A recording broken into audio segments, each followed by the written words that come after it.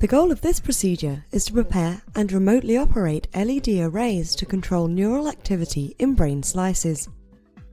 This is accomplished using in vitro slices from animals with channel rhodopsin 2 expressing neurons and using an LED array in conjunction with a microscope to activate those neurons.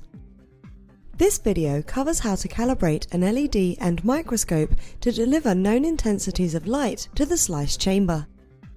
With this setup, the activation thresholds of channel rhodopsin 2 expressing neurons can be accurately measured in response to light stimulation.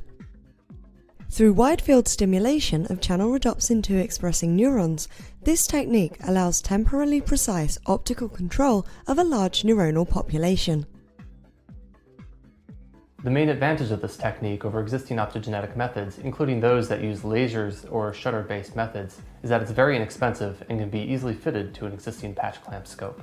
This method can help answer key questions in the field of adult neurogenesis, including how does activity shape the integration of new neurons into the adult brain.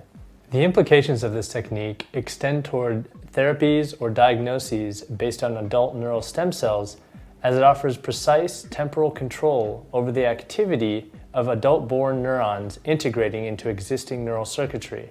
Though this method can provide insight into the functional consequences of adult neurogenesis, it can also be performed on any in vitro preparation containing channel rhodopsin expressing neurons.